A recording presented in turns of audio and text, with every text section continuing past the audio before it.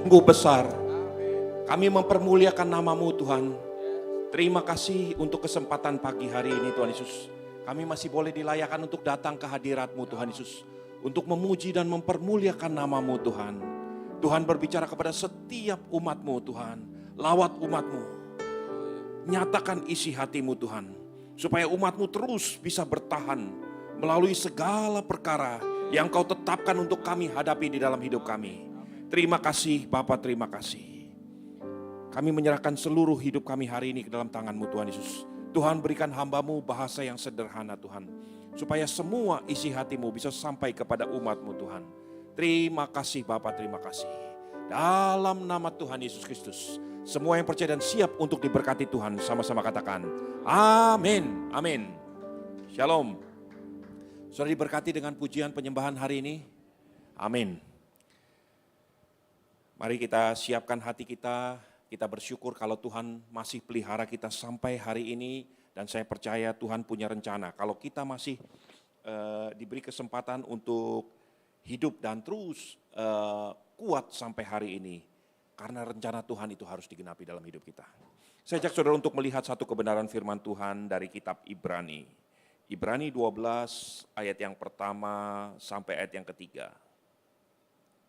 Ibrani 12 ayat yang pertama sampai ayat yang ketiga, silakan. Ibrani 12 ayat yang pertama demikian firman Tuhan. Nasihat supaya bertekun dalam iman.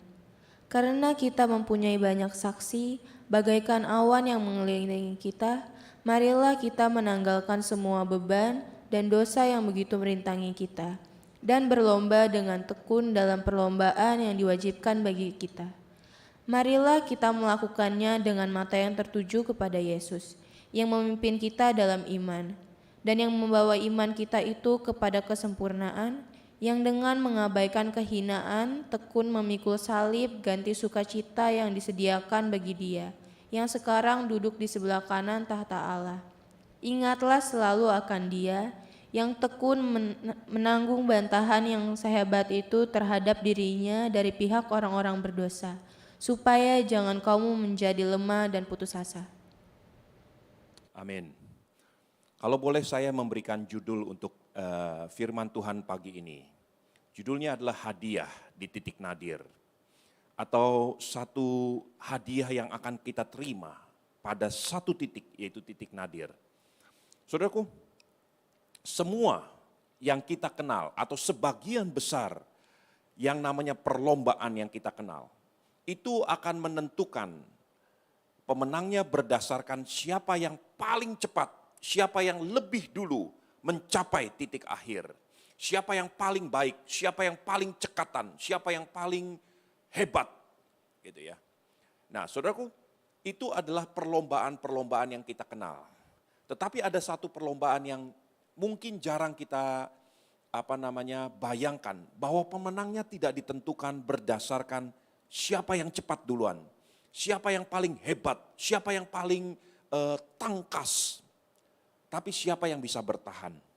Saudaraku, seperti salah satu contoh perlombaan lari maraton. Saudaraku, salah satu olahraga yang saya gemari adalah jogging, berlari jarak panjang gitu ya. Sudah sejak dari saya SMA, saya membiasakan diri untuk olahraga ini, berlari, jogging, jarak panjang dan saudara yang berlari mengikuti olahraga seperti ini, saudara harus belajar untuk mengatur pernapasan saudara. Jadi nggak perlu terlalu cepat di awal-awal, tapi saudara harus tekun bertahan. Saudaraku, ada satu perlombaan yang saya ingat betul pada waktu itu. Perlombaan ini namanya adalah Augusta Fun Race atau berlari menyenangkan di kota Augusta di Georgia. Saudaraku, saya pikir saya mempunyai kesempatan untuk bisa menang. Kesatu karena hadiahnya menarik, hadiahnya kurang lebih $1.000 kalau nggak salah waktu itu. Dan kedua, saya pikir itu mengisi waktu senggang juga. Jadi saya daftarkan. Dan hampir 6-7 bulan saya berlatih sungguh-sungguh untuk mempersiapkan diri ikut Augusta Fun Race. Saudaraku, pada waktu saya mempersiapkan diri saya, melatih otot-otot saya, melatih pernapasan saya supaya saya bisa terus bertahan, itu kurang lebih 25 kilometer, saudaraku. Saudaraku, pada waktu itu ada begitu banyak, saya nggak tahu persis berapa banyak orang yang ikut, tapi begitu banyak mereka yang ikut perlombaan ini, saudaraku, dengan berbagai macam ornamen-ornamen. Ada beberapa juga orang-orang dari beberapa negara, saudaraku. Ada yang cuma sekedar untuk fun gitu ya, ikut perlombaan ini dengan baju kostum negaranya. Ada yang pakai seperti topi-topi yang aneh-aneh tinggi. Saya pikir ini mau parade atau mau berlomba lari gitu ya. Tapi orang-orang seperti itu cuma sekedar tim hore yang membuat ramai, saudaraku. Ketika senapan dibunyikan, semua orang mulai berlari. Saudaraku, di kilometer pertama, kedua, hampir 60% dari peserta gugur di kilometer pertama, kilometer kedua. Mulai, karena mereka memang tidak pernah, bukan pelari, dan mereka tidak pernah dipersiapkan untuk itu. Saya terus berlari di belakang dengan mengatur pernapasan saya. Saudaraku, pada mungkin kilometer ke 10 kalau nggak salah, kita sekitar 10 atau 11, itu hanya mungkin sekitar 15% yang masih ada dari peserta yang tadinya awal mengikuti, yang masih bisa bertahan. Baru setengah perjalanan, belum ada setengah bahkan, sudah 90% lebih mengundurkan diri. Saudara, di kilometer kalau nggak salah sekitar kilometer ke-18 atau 19. Saudaraku, saya mulai berkunang-kunang mata saya. Saya mulai menyesali keputusan yang saya ambil. Bahkan saya mulai mengutuk diri saya sendiri. Saya pikir betapa bodohnya saya.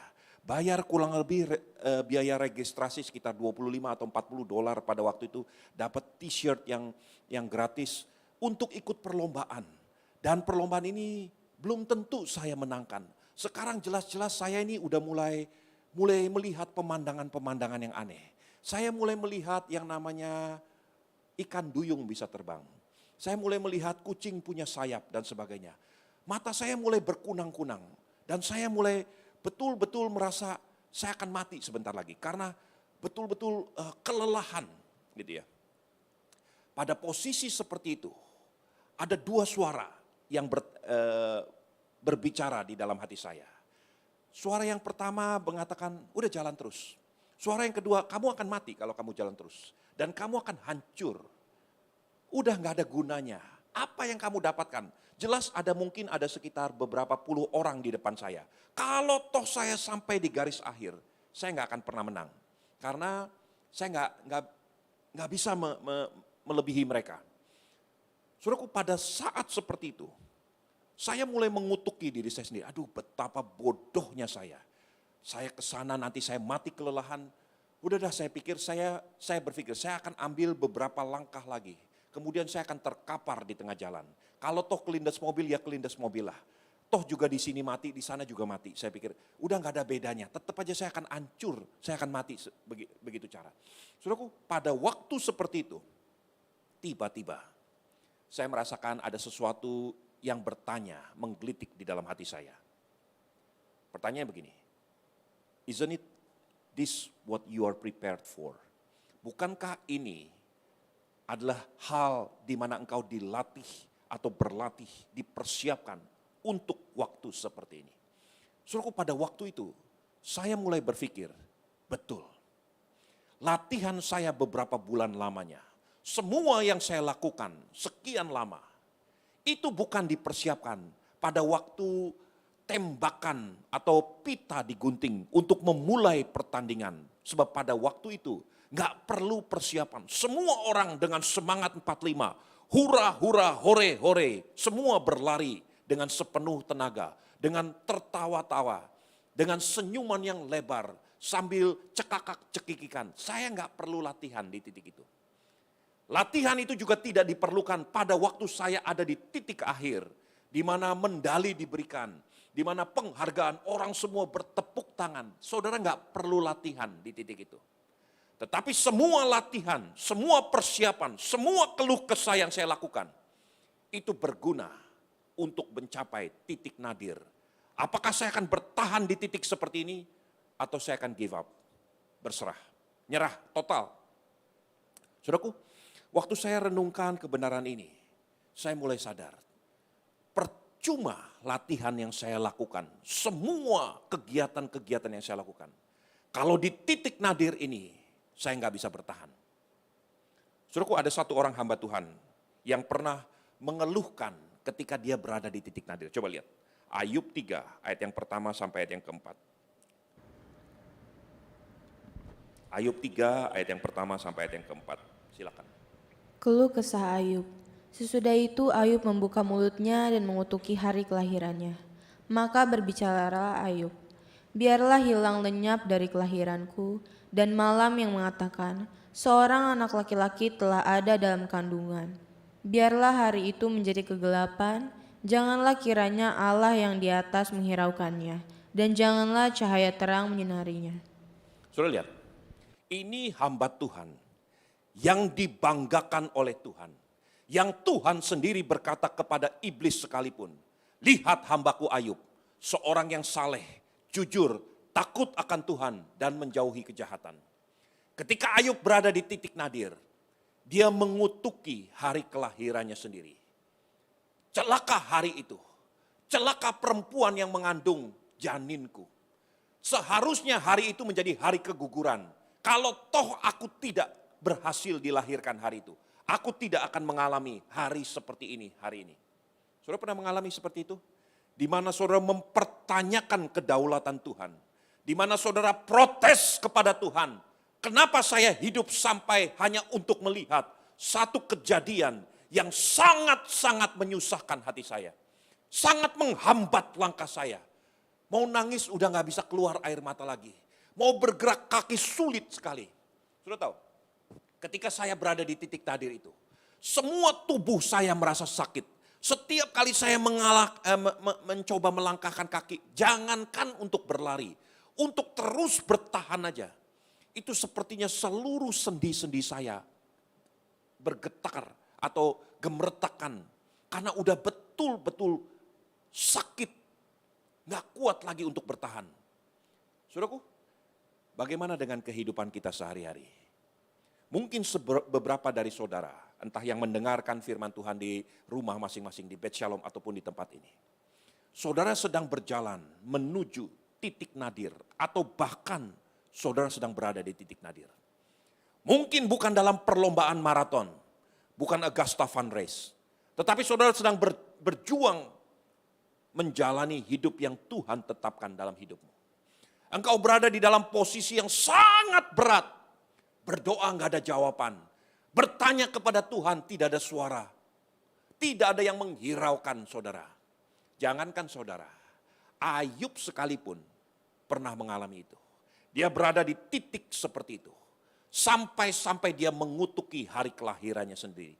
Dia mengutuki rahim yang mengandung dirinya. Kenapa hari itu tidak merupakan hari kecelakaan? Kenapa hari itu tidak merupakan hari keguguran? Sehingga aku gak harus melihat semua ini. Saudaraku, seorang hamba Tuhan yang hebat diurapi Tuhan sekalipun, ternyata diizinkan berjalan sampai ke titik nadir. Saudaraku, beberapa orang kalau dalam orang-orang Amerika menyebut titik ini disebut the wall atau the invisible wall. Satu tembok yang tidak kelihatan atau sekedar tembok. Saudaraku, di titik itu, di the wall atau di invisible wall, saudara sepertinya nggak bisa melangkah lebih maju lagi. Saudara sepertinya betul-betul habis harapan. Gak punya lagi kekuatan untuk melangkah. Semua orang-orang yang hebat, semua hamba Tuhan sekalipun akan melewati satu titik ini. Saudaraku, pada waktu itu di Augusta, Georgia, saya belajar satu perkara. Ketika suara itu bertanya, bukankah kamu dipersiapkan? Bukankah semua latihan berguna? Bukan untuk awal, bukan untuk akhir, Tetapi ketika engkau berada di titik nadir seperti ini, pada waktu itu saya belajar satu perkara. Saya kalau mau berkata ya kepada suara yang berkata kepada hati saya sendiri, hari itu saya menerima satu hadiah. Hadiahnya disebut ketekunan. Saudara nggak akan pernah belajar ketekunan. Di awal lari maraton di Augusta Fun Race pada waktu pertama kali, ketika semua orang melambai-lambaikan tangan, semua orang sedang tersenyum, tidak ada satu keringat pun yang menetes. Ketika semua orang bersorak-sorai dengan senyuman lebar, tidak pernah saudara akan menerima hadiah ketekunan di titik itu. Atau ketika engkau mencapai titik akhir, ketika semua orang mengeluh-elukan saudara, semua sorak-sorai dengan kibaran bendera, kibaran panji-panji, umbul-umbul menyambut saudara. Saudara nggak perlu yang namanya ketekunan di titik itu. But you need endurance. Engkau perlu ketekunan. Justru pada waktu engkau berhadapan kepada the wall. Titik nadir ini. Disinilah kalau saudara punya pilihan. Give up atau keep going. Menyerah atau terus berjalan. Kalau saudara mau terus berjalan, di situ ada satu hal, karakter yang Tuhan akan rajut di dalam hatimu, di dalam hidupmu. Karakter itu disebut ketekunan. Saudaraku, saya ingin sampaikan, bahkan Yesus sekalipun sebagai manusia 100%, dia mengalami titik nadir dalam hidupnya. Ketika dia belum disalibkan, dia baru menghadapi kayu salib. Belum sampai di Golgota. Dia masih ada di Taman Getsemani. Dia berdoa kepada Bapa.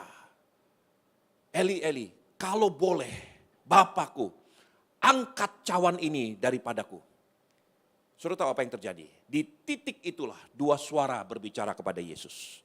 Give up, berserah, menyerah total, gak usah lakukan ini lagi. Udah, berhenti sampai di sini. Tapi ada suara lain yang berkata dengan begitu lembutnya, bukankah semua pelayananmu 33 setengah tahun, bukankah semua kehidupanmu di bumi ini, bukankah semua rancangan yang berabad-abad yang dipersiapkan oleh Bapa bertujuan hanya untuk satu hari ini, ketika engkau berada di titik nadir, akankah engkau abaikan, buang semuanya, hanya sekedar karena engkau nggak mampu lagi bertahan. Pada waktu itu, dia mempunyai satu kekuatan baru. Satu karakter baru dirajut oleh Roh Kudus di dalam dirinya sebagai manusia 100%. Karakter itu disebut ketekunan. Dan dia terus berjalan. Bukankah tadi apa yang dikatakan oleh Ibrani 12 tadi katakan, saudara lihat, perhatikan ayat yang ketiga. Ingatlah selalu akan Dia yang dengan tekun menanggung bantahan sehebat itu terhadap dirinya dari pihak orang-orang berdosa, supaya jangan kamu menjadi lemah dan putus asa. Saudara mau menjadi seperti Kristus, saudara mau belajar satu karakter yang dirajut di dalam Kristus, belajar satu karakter ini, tekun. Dan ketekunan tidak didapatkan dalam pesta pora, dalam sorak-sorai, dengan semua glamorous yang terjadi. Ketekunan terjadi dan mulai dirajut ketika engkau berada di titik nadir. At the wall, saudara akan diajar satu karakter, endurance, ketekunan. Saudaraku, saya ingin ajak saudara untuk betul-betul memahami kebenaran ini.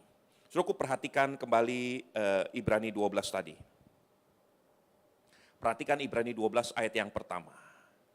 Karena kita mempunyai banyak saksi, bagaikan awan yang mengelilingi kita, marilah kita menanggalkan semua beban dan dosa yang begitu merintangi kita, dan berlomba dengan tekun dalam perlombaan yang diwajibkan bagi kita. Kalau saudara perhatikan, Ibrani 12 ayat yang pertama, kedua, dan ketiga, ada satu kata yang berulang-ulang kali dikatakan di setiap ayat, yaitu kata tekun.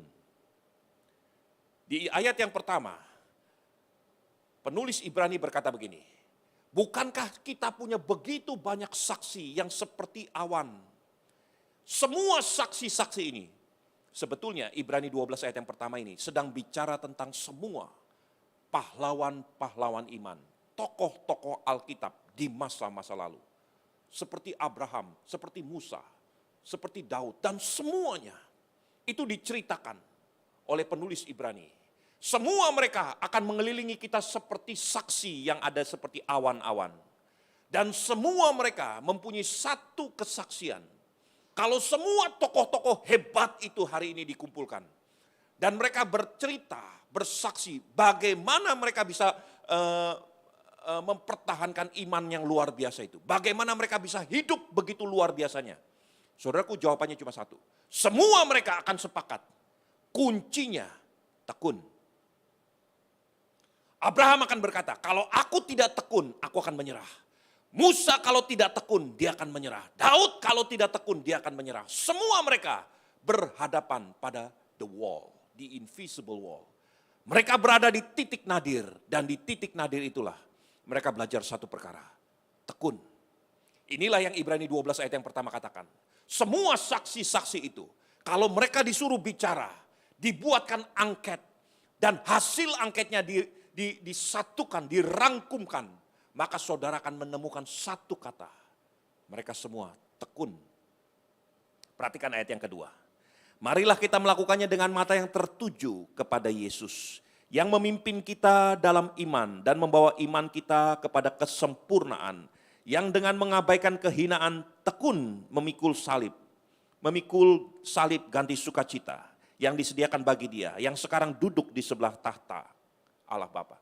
Saudaraku, sekarang bukan hanya para saksi iman. Kalau saudara akan berhadapan dengan Yesus hari ini dan bertanya kepada dia, apa rahasianya semua yang dia lakukan? Jawabannya satu hal, tekun.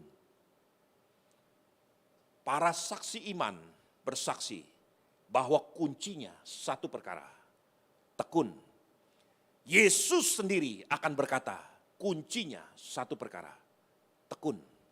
Ayat yang ketiga, ingatlah selalu akan dia yang tekun menanggung bantahan yang sehebat itu terhadap dirinya dari pihak orang-orang berdosa, supaya jangan kamu menjadi lemah dan putus asa. Di sini Yesus memberikan satu rahasia. Kapan dan di mana dia menemukan ketekunan?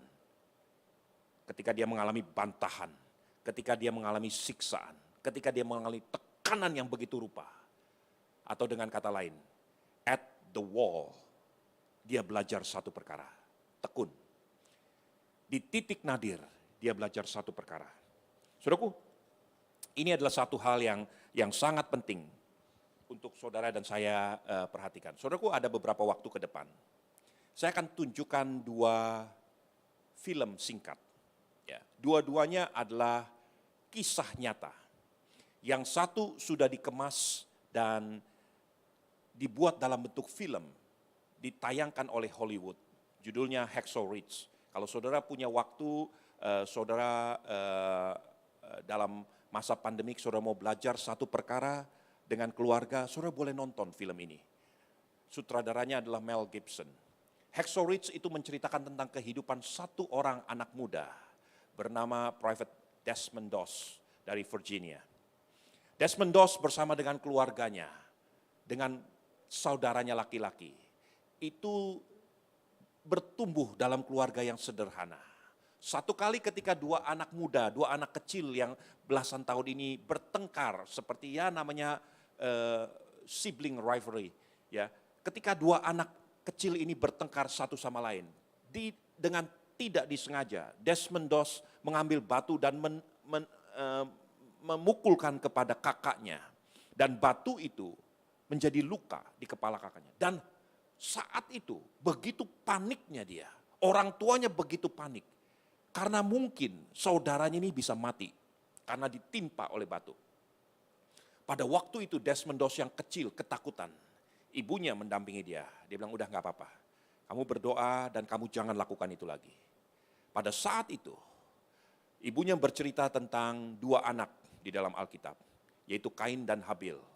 Bagaimana Kain satu kali mengambil batu dan menimpakan kepada Habil adiknya. Dan akibatnya darah tercurah dari kepala adiknya. Dan hari itu, kejadian itu merenggut nyawa daripada adiknya Habil. Desmond Doss belajar satu perkara itu. Dan dia bersumpah kepada dirinya, aku tidak akan menjadi pembunuh. Ibunya mengajarkan tentang 10 perintah Allah. Jangan membunuh, jangan mencuri. Dan dia tanamkan betul-betul di dalam hatinya. Sekalipun apapun yang terjadi, ketika aku bertumbuh, aku akan pegang satu komitmen ini. I will not kill, aku tidak akan membunuh. Desmond Doss bertumbuh menjadi seorang remaja. Dan dia pada waktu itu Amerika sedang masuk ke dalam pertempuran Perang Dunia Kedua tahun 45. Saudaraku, dia mendaftarkan diri untuk menjadi tentara Amerika. Di dalam tim medis yang menolong para tentara yang berguguran. Dengan satu syarat, dia bilang, saya tidak akan pernah mau pegang senjata. Saudaraku, dia dibully, dia dilecehkan di dalam pemilihan, sampai dia membuktikan bahwa dia tetap bersedia menjadi tentara tanpa pegang senjata. Saudaraku, singkat cerita, akhirnya Amerika mengizinkan dia menjadi tentara bagian medis yang juga dikirim ke dalam pertempuran, peperangan.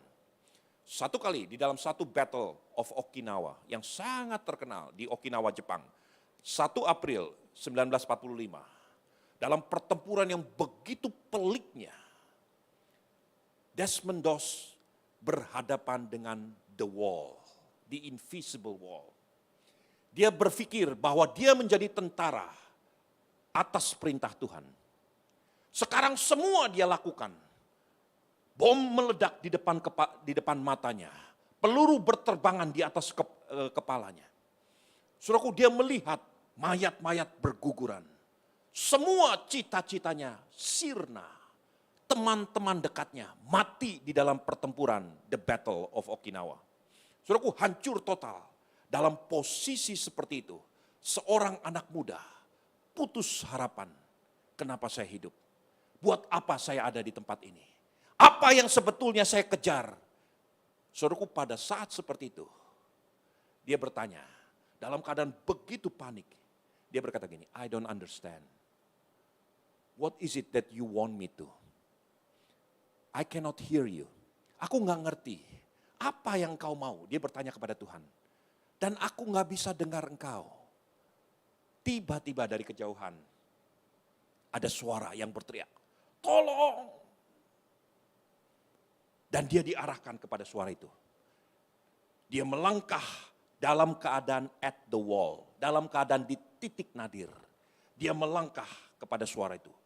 Dia membantu. Saudaraku, Desmond Doss, Private Desmond Doss, hari itu menyelamatkan 75 tentara Amerika yang terluka di bukit yang namanya Okinawa. Dan kemudian ketika dia pulang, dia mendapatkan Medal of Honor, satu medali kehormatan. Saudaraku, apa yang terjadi? Sebab pada titik nadir, satu karya karakter dirajut oleh Tuhan yang namanya ketekunan. Coba saudara lihat, ini hanya 1 menit lebih. Silakan kita perhatikan video ini.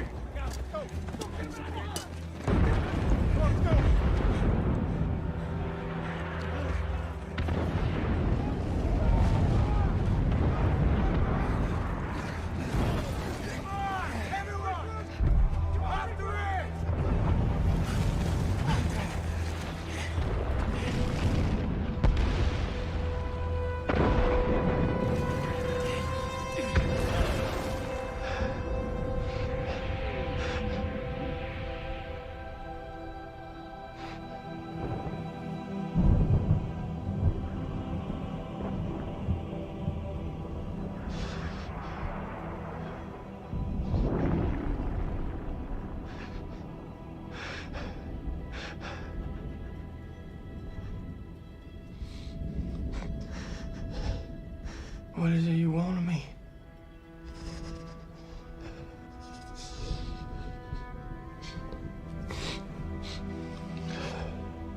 I don't understand.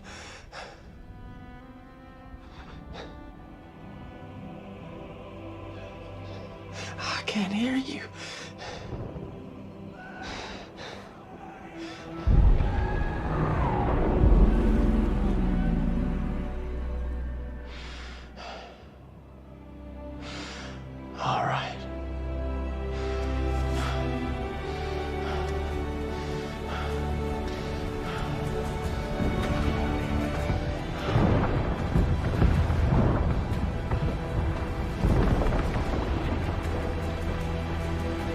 come on. We gotta get out of here. Saudara lihat, dalam keadaan terluka, dalam keadaan babak belur, di titik nadir, dia memilih untuk keep on going. Dia memilih untuk terus berjalan. Disitulah tanpa dia sadari, karakter ketekunan dirajut oleh Tuhan. Dalam kesaksiannya, kalau saudara lihat filmnya ini, dia menyelamatkan semalam-malaman 75 tentara Amerika satu persatu ditarik, diturunkan dari bukit batu di Okinawa dengan tali satu persatu. Doanya cuma seperti ini, Tuhan tolong aku satu lagi. Give me one more. Dia selamatkan satu. Another one more. Terus satu persatu. Satu lagi Tuhan, satu lagi sampai 75 warga negara tentara Amerika diselamatkan. Bahkan kapten tertingginya pada waktu itu berkata begini, saya nggak pernah melihat seorang tentara lebih berani, lebih efektif daripada kamu. Sekalipun kamu nggak pegang senjata sama sekali. Karena kamu bersumpah, I will not kill. Aku nggak akan pernah membunuh orang. Saudaraku, karakter ketekunan dirajut Tuhan di titik nadir. Film yang kedua, ini kejadian yang langsung difilmkan. Kejadiannya pada tanggal 25 November 1985.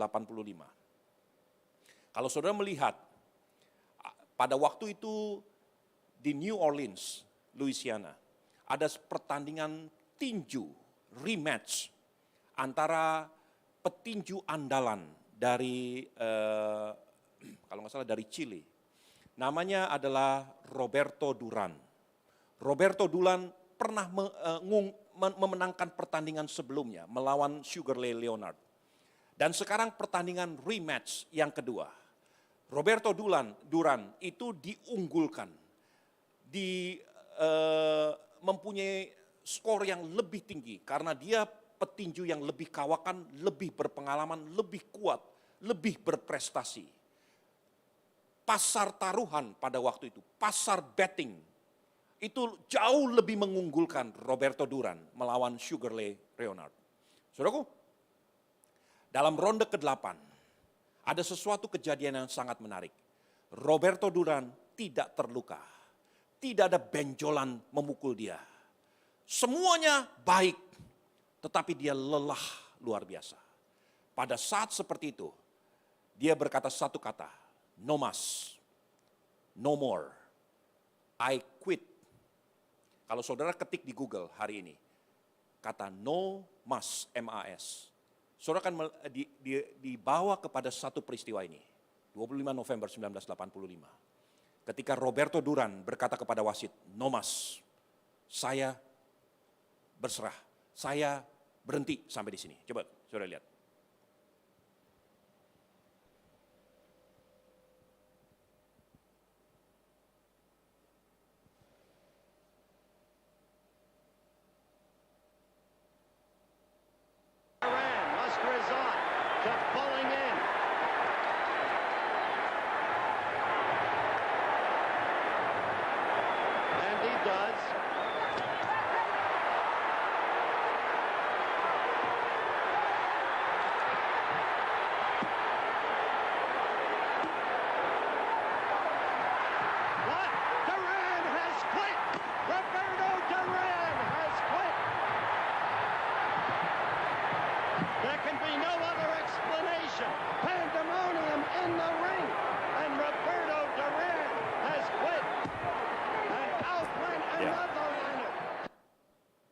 Dari Peru, 5 Peru.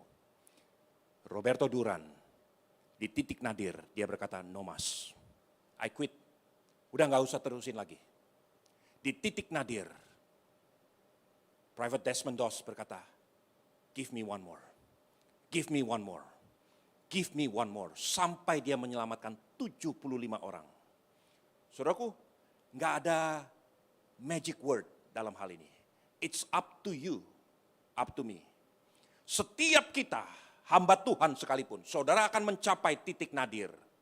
At the wall, saudara harus putuskan untuk dirimu sendiri. What will you do?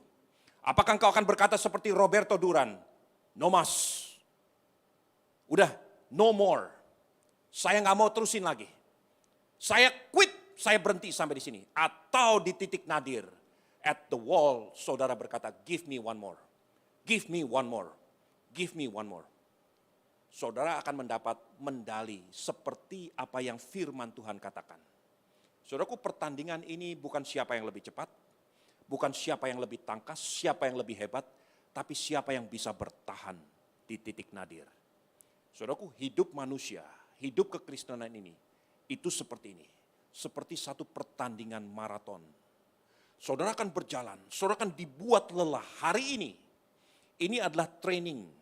Sebab satu kali engkau akan berada di titik nadir. Ingat seperti apa yang Tuhan katakan di Agasta.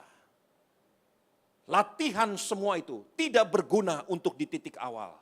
Tidak juga berguna untuk di titik akhir. Latihan, semua pembentukan, semua training itu berguna untuk ketika engkau berada di titik nadir. Nah, saudaraku, ini yang saya ingin sampaikan. Saya ajak saudara untuk melihat satu kebenaran firman Tuhan secara singkat, supaya saudara belajar dari satu hamba Tuhan. Perhatikan 1 Raja-Raja 19. Perlahan-lahan dibaca, mungkin saya bacakan supaya mudah. 1 Raja-Raja 19, perhatikan ayat yang pertama sampai ayat yang ke-8. Ini pengalaman seorang hamba Tuhan yang luar biasa. Namanya Elia. Elia ke Gunung Horeb, ayat yang pertama. Ketika Ahab memberitahukan kepada Isabel segala yang dilakukan Elia, dan perihal Elia membunuh semua nabi itu dengan pedang.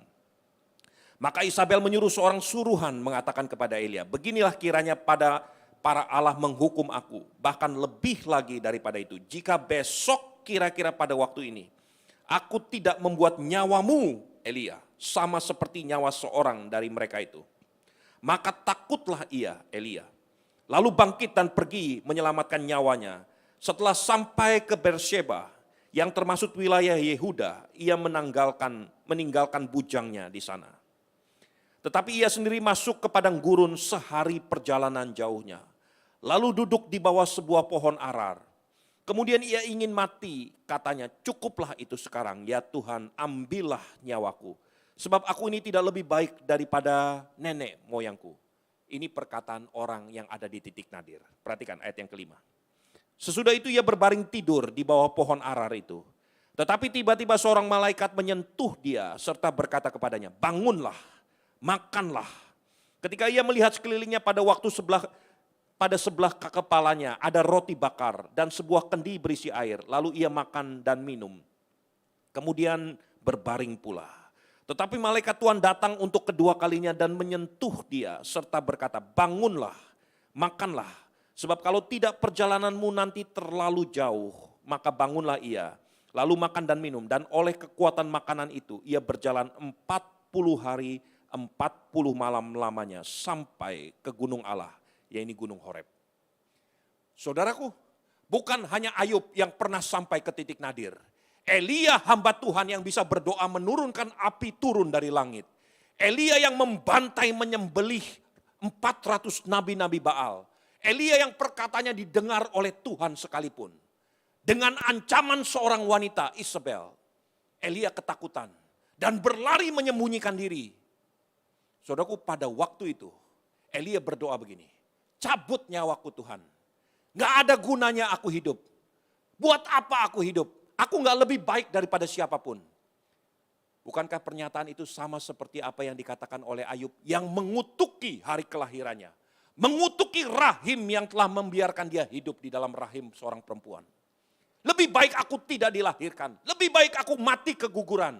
Daripada aku hidup seperti ini. Melihat titik nadir yang begitu menyusahkan. Saudaraku, saya gak tahu apa titik nadir yang saudara alami. Mungkin kegagalan pernikahan. Mungkin kegagalan rumah tangga, mungkin kegagalan usaha, mungkin diejek, mungkin apapun yang terjadi. Let me tell you, semua hamba Tuhan sekalipun will have to go through it. Akan melewati titik nadir. Saat itu Tuhan gak memberikan kekuatan apa-apa. Tuhan katakan kepada Elia, Elia bangun. Ngapain Tuhan? Makan. Setelah makan dia tidur lagi, dibangunin lagi. Elia bangun lagi. Lalu Tuhan katakan, makan lagi Elia. Kenapa makan lagi? Karena perjalananmu masih jauh. supaya kamu kuat. Saudaraku, saya ingin sampaikan sebagai hamba Tuhan berdiri di hadapan saudara hari ini. Mungkin kau berada di titik nadir. Biarkan saya berkata seperti Tuhan berkata kepada Elia saat itu. Bangun, makan, makan lagi, supaya engkau kuat karena perjalananmu masih jauh. Saudaraku, setiap kesempatan seperti hari ini, ketika engkau makan firman Tuhan, ketika engkau makan firman kebenaran, itu adalah kesempatan supaya engkau kuat. Sebab perjalananmu melewati titik nadir akan masih panjang, masih jauh. Karena Elia makan sesuai dengan firman Tuhan. Yang katakan, makan lagi Elia, makan lagi. Karena engkau masih jauh perjalanannya. Dengan itu, dengan kekuatan yang dia terima lewat makanan itu. Dia berjalan 40 hari, 40 malam. Dan tidak menjadi lelah. Elia keep on going. Dan Elia mulai berkarya.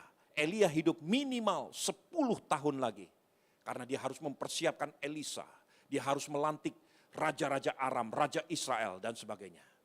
Saudaraku, sampai akhirnya Elia diangkat Tuhan dengan kereta kuda yang berapi. Saudaraku, saya ingin sampaikan. Jawaban untuk sebelum saudara sampai di titik nadir. Latihan. Latihannya apa? Makan firman Tuhan, makan kebenaran ini. Firman Tuhan katakan gini, latihan badani itu terbatas gunanya. Tetapi latihan rohani, ibadah itu berguna untuk masa-masa yang akan datang. Saudaraku, hari-hari pandemik seperti ini, yang saya takutkan sebetulnya bukan masalah COVID-nya. Tapi yang saya takutkan adalah kadar karakter daripada jemaat Tuhan. Saya melihat karakter jemaat Tuhan di tempat kita sendiri. Ada yang mulai menjadi luntur oleh ketekunan. Gak lagi mau mencari Tuhan dengan segenap hati. Karena sudah berbulan-bulan nyaman. Seenaknya. Berdoa seenaknya. Mencari Tuhan seenaknya. Ibadah seenaknya. Karena memang gereja mengencourage orang untuk tidak datang ibadah. Tapi kita terus arahkan supaya jemaat ikuti live streaming dengan benar. Ikuti dengan tekun. Karena inilah cara saudara kuat melewati titik nadir. Makan lagi. Makan firman Tuhan. Karena dengan kekuatan ini, engkau akan berjalan 40 hari, 40 malam. Dan tidak menjadi letih. Saudaraku, hamba-hamba Tuhan, semua jemaat Tuhan yang mendengar hari ini. Saya ingin sampaikan, mulai hari ini, latih dirimu sendiri. Makan firman Tuhan. Karena inilah kekuatan untuk berjalan melewati titik nadir. Dan di titik nadir itu, engkau akan melihat tangan Tuhan akan merajut satu karakter baru, yaitu ketekunan dalam dirimu. Saudara mau menjadi tekun mulai malam ini, mulai hari ini? Mari tundukkan kepala.